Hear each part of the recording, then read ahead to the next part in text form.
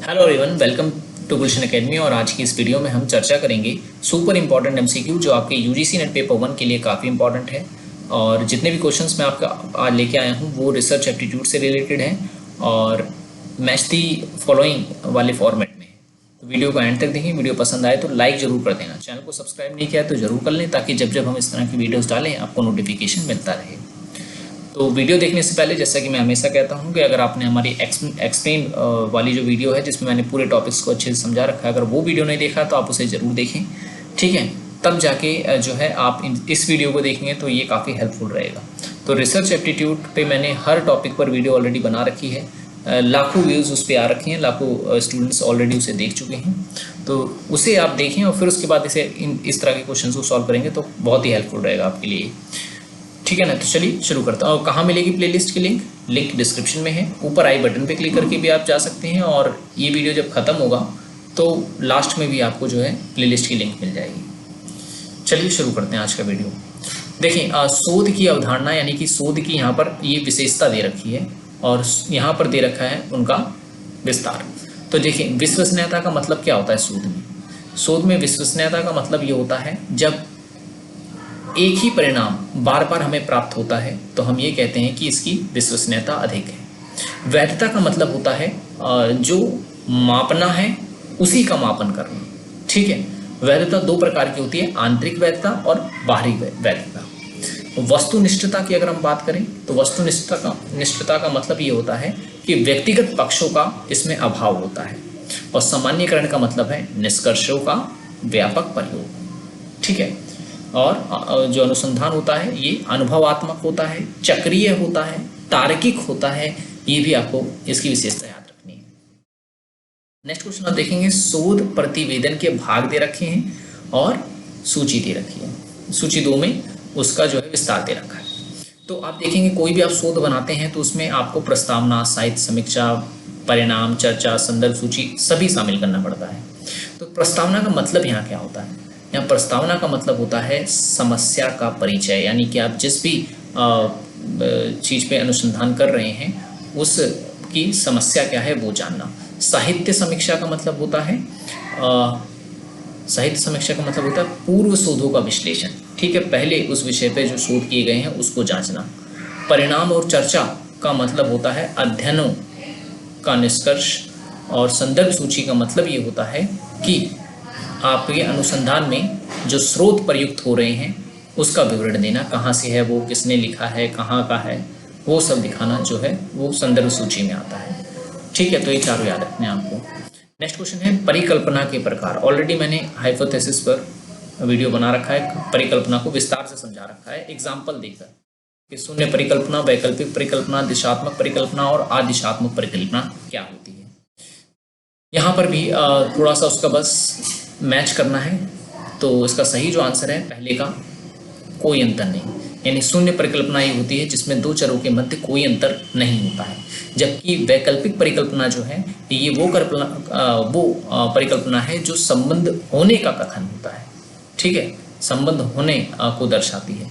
और दिशात्मक परिकल्पना का मतलब ये होता है जिसकी दिशा जो है वो फिक्स होती है, ठीक है। और अदिशात्मक परिकल्पना का मतलब है जिसकी दिशा का उल्लेख ना हो, दिशा जो है नहीं पता हो, ठीक है। बहुत ही अच्छी तरह समझा रखा है मैंने, आप वो वीडियो आप जरूर देखें। डेटा के प्रकार, प्राथमिक आंकड़े, द्वितीय आंकड़े, गुणात्मक आंकड़े और मात्रात्मक आंकड़े, ठीक है। तो प्राथमिक आंकड़ों की अगर मैं बात करूं तो ये वो आंकड़े हैं जो शोधकर्ता द्वारा प्रथम बार संग्रहित किए जाते हैं, मतलब पहली बारी में जो इकट्ठे किए जाते हैं। जबकि द्वितीय आंकड़े वो होते हैं जो प्रकाशित स्रोतों से प्राप्त होते हैं, यानी पहले किसी ने इकट्ठा किया उसको फिर दूसरा व्यक्ति उस डेटा को यूज करता है, तो वो कहलाता है द्वितीय आंकड़े। और गुणात्मक आंकड़े जो हैं ये वो आंकड़े होते हैं जो वर्णनात्मक प्रकृति के होते हैं। जबकि मात्रात्मक जो आंकड़े होते हैं वो संख्यात्मक रूप में व्यक्त किए जाते हैं, ठीक है, संख्यात्मक रूप से व्यक्त किए जाते हैं। तो ये चारों जो है आपको याद रखने हैं। ऑप्शन ए है, ठीक है ना। नेक्स्ट क्वेश्चन है, शोध नैतिकता एक तरफ दे रखी है और दूसरी तरफ उनका जो है विस्तार दे रखा है। साहित्य चोरी, गोपनीयता, सूचित सहमति और डेटा निर्माण। तो साहित्य चोरी का यहाँ पर क्या अभिप्राय है? तो इसका अभिप्राय ये है कि बिना श्रेय दिए सामग्री का उपयोग करना। आप रिसर्च कर रहे हैं, आपने कहीं से कुछ मटेरियल लिया, लेकिन आपने जो है उसके बारे में नहीं बताया कि आपने कहाँ से लिया, कहाँ से नहीं लिया, तो उसे हम कहते हैं साहित्य चोरी। ठीक है। और गोपनीयता का मतलब क्या होता है? गोपनीयता का मतलब ये होता है कि प्रतिभागियों की पहचान सुरक्षित रखना। ठीक है। मान लो जो व्यक्ति आपके साथ शामिल थे, जिन्होंने आपको जानकारी दी, उनको उनकी जो जानकारी है उसको गुप्त रखना या बचा के छुपा के रखना। सूचित सहमति क्या होता है? तो सूचित सहमति याद रखना है प्रतिभागियों की स्वीकृति प्राप्त करना। किन किन लोगों ने अपनी सहमति दी है, किन किन ने नहीं दी है। डेटा निर्माण का मतलब होता है काल्पनिक आंकड़े तैयार करना। ठीक है। नेक्स्ट क्वेश्चन आप देखेंगे, शोध डिजाइन के ऊपर है और यहाँ उनकी विशेषता है। ऐतिहासिक शोध, सर्वेक्षण शोध, केस स्टडी और सहसंबंधी शोध। तो ऐतिहासिक शोध की अगर हम बात करें तो ये अतीत की घटनाओं का इसमें अध्ययन किया जाता है। नाम से ही पता चलता है ऐतिहासिक शोध यानी इतिहास से जुड़ा हुआ। जबकि सर्वेक्षण शोध जो होता है ये वर्तमान स्थिति का अध्ययन होता है, इसमें वर्तमान स्थिति का अध्ययन किया जाता है। केस स्टडी की अगर हम बात करें तो ये एक इकाई का गहन अध्ययन जब किया जाए तो केस स्टडी कहलाती है। ठीक है। इसमें क्या होता है, किसी एक विषय पर जो है अध्ययन किया जाता है। जबकि सह संबंधी शोध जो होता है ये चरों के मध्य संबंध का अध्ययन होता है। नेक्स्ट क्वेश्चन है, उदाहरण शैली और उनकी विशेषता यहाँ पे दे रखी है। तो APA का संबंध जो है वो है अमेरिकन साइकोलॉजिकल एसोसिएशन से, जबकि MLA का जो संबंध है वो है आधुनिक भाषा संघ से यानी कि मॉडर्न लैंग्वेज एसोसिएशन से। शिकागो का जो संबंध है वो है फुटनोट आधारित शैली से, जबकि IEEE का संबंध है क्रमांक आधारित शैली से। नेक्स्ट क्वेश्चन आप देखेंगे, शोध समस्या के स्रोत दे रखे हैं ये पे और उनकी विशेषता। तो व्यक्तिगत अनुभव, साहित्य समीक्षा, सिद्धांत और सामाजिक आवश्यकताएं। तो व्यक्तिगत अनुभव की अगर हम बात करें तो व्यक्तिगत अनुभव जो है वो दैनिक जीवन की समस्याओं से संबंधित होता है। ठीक है। दैनिक जीवन की समस्याओं से संबंधित होता है। जबकि साहित्य समीक्षा जो है ये पूर्व शोधों से उत्पन्न प्रश्न होते हैं, और सिद्धांत जो होते हैं ये वैचारिक आधार होते हैं। ठीक है। और सामाजिक आवश्यकताएं जो हैं वो समाज की व्यवहारिक जरूरतें होती हैं। नेक्स्ट क्वेश्चन है, मापन के स्तर और उनकी विशेषता। नाम मात्र, क्रमिक, अंतराल और अनुपात। ठीक है। मापन के स्तर हैं। तो जब भी हम बात करते हैं नाम मात्र की तो केवल इसमें वर्गीकरण किया जाता है, क्लासिफिकेशन किया जाता है। क्रमिक की अगर हम बात करें तो क्रमिक में होता यह है कि क्रम निर्धारित किया जाता है, कौन किस क्रम में होगा। जबकि अंतराल की अगर हम बात करें तो ये समान अंतराल परंतु वास्तविक शून्य नहीं होता है। ठीक है। और रेशियो की अगर हम बात करें तो ये वास्तविक शून्य बिंदु होता है।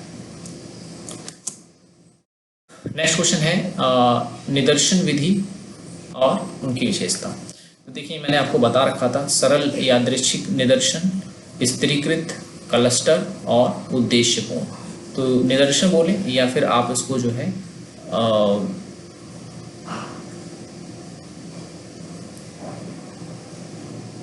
सैम्पलिंग बोल सकते हैं। ठीक है। इंग्लिश में सैम्पलिंग जिसे हम कहते हैं ये वही है। तो सरल यादृच्छिक सैम्पलिंग जिसे हम कहेंगे, इसका अर्थ क्या होता है? इसका अर्थ होता है प्रत्येक इकाई को जब हम समान अवसर देते हैं तो उसे हम कहते हैं सरल यादृच्छिक। ठीक है ना। जबकि स्थिरीकृत निदर्शन का मतलब क्या होता है? तो इसका अर्थ होता है स्तरों में विभाजन कर चयन करना। ठीक है ना। इसमें लेयर बनाए जाते हैं। जबकि क्लस्टर निर्देशन का मतलब क्या होता है निदर्शन का? तो इसका अर्थ होता है समूहों के आधार पर चयन करना। उद्देश्यपूर्ण निर्देशन का मतलब यहाँ पर होता है कि शोधकर्ता के विवेक से चयन करना। ठीक है। तो सैम्पलिंग जो है वो डेटा जो है किस तरीके से इसमें लिया जाता है ये बता। अब यहाँ पे शोध के जो है चरण दे रखे हैं कि शोध के कौन कौन से चरण होते हैं। ठीक है। तो आप देखेंगे समस्या का चयन सबसे पहला जो चरण है वो यही होता है। तो इसमें जो है अध्ययन का जो है विषय निर्धारण किया जाता है। जबकि परिकल्पना में क्या होता है? संभावित उत्तर का निर्माण किया जाता है। और आंकड़ों का विश्लेषण में क्या होता है? आंकड़ों की व्याख्या की जाती है। और निष्कर्ष निकालने में क्या होता है? परिणाम प्रस्तुत इसमें जो है किए जाते हैं। तो ये था हमारा